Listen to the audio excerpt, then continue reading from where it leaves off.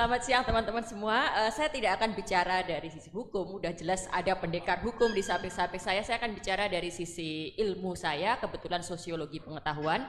Dan tadi kita sepakat bahwa apa yang terjadi di Indonesia hari ini, semua masalah yang ditulis panjang sekali di backdrop acara ini tidak terjadi begitu saja. Ini adalah tumpukan-tumpukan kumpulan dari gempa-gempa kecil itu. Nah, saya lihat salah satu strategi yang digunakan oleh penguasa, oleh pemerintah Jokowi selama 10 tahun ini sehingga kita sampai di kondisi hari ini adalah fabrikasi mitos.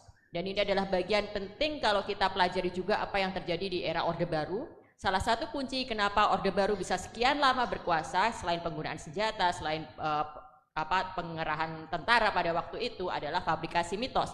Dan itu terjadi di era Jokowi. Dan itu yang membuat kita terlena hingga akhirnya mungkin banyak di antara kita sebenarnya nggak terlena ya, dilihat dari demo-demo yang ada gitu, tapi sebagian besar dari rakyat Indonesia terlena dan kita sampailah pada titik ini. Saya mencatat ada 5 mitos yang diproduksi, difabrikasi di pemerintahan Jokowi ini yang akhirnya membuat kita semua ternina-bubukkan. Pertama adalah mitos bahwa Jokowi orang baik. Mitos orang baik ini adalah mitos pertama yang sengaja difabrikasi, direproduksi sejak Jokowi baru mau mulai berkuasa. Bahwa dia kurang istilahnya lesser evil kan, bahwa dia kurang iblis lah atau lebih baik daripada calonnya sebelah.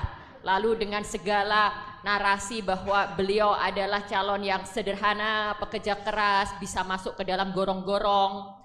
Lalu kemudian citra bahwa anaknya adalah penjual martabak dan anaknya adalah penjual pisang goreng, itu semua melengkapi imajinasi kolektif kita bahwa yang kita hadapi adalah orang baik.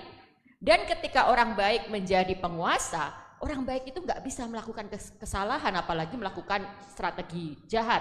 Kalaupun ada kesalahan, pasti itu orang-orang di sekitarnya kan, pasti orang-orang yang terus mengompori dia, terus memprovokasi. Kita termakan dengan itu semua.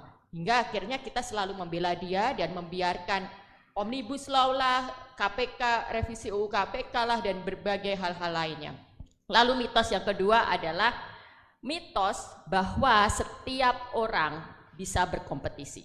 Lihat apa yang terjadi ketika anaknya mencalonkan diri jadi wali kota Solo, menantunya jadi wali kota Medan, lalu kita berteriak-teriak dinasti politik, ada nepotisme, ada pelanggaran etik, itu semua akan selalu dibantah bahwa ini kan demokrasi, silahkan untuk nggak memilih, ini kan demokrasi, semua orang juga bisa. Sekarang pertanyaan saya, bisa nggak ini Mas Umar nih, dosen hukum UGM sekarang nyalonin wali kota untuk tahun depan ini? Nah, belum tentu bisa, memang nggak bisa gitu kan, karena bukan anaknya Jokowi, bukan anaknya presiden.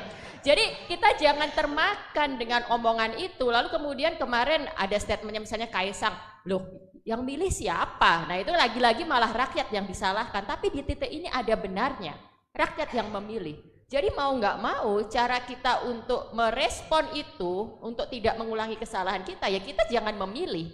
Kita jangan terbuai bahwa setiap calon, setiap orang memiliki kesempatan yang sama, sehingga setiap orang berhak untuk dipilih. Ya kita akhirnya harus memutuskan bahwa kita tidak akan memilih.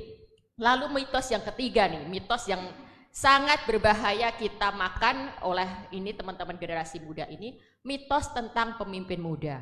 Nah kita ini memang sebenarnya ini kontradiksi dan saya sesungguhnya sangat kecewa dengan kondisi hari ini karena ini membuat semangat kita untuk memunculkan pemimpin muda itu ternodai. Membuat cita-cita kita untuk menunjukkan bahwa pemuda juga mempunyai kapabilitas, bahwa sekarang waktunya untuk memberikan kesempatan pada pemuda itu tercederai dengan apa yang kita tonton ini. Nah sekarang akhirnya mau nggak mau kita harus mengoreksi narasi dan keyakinan kita bahwa anak muda memang harus diberi kesempatan, tapi tentu bukan anak muda yang mendapatkan kesempatannya dengan cara-cara yang non etis, tidak benar, bahkan melanggar hukum, bahkan kemudian nanti akan melanggar prinsip-prinsip demokrasi.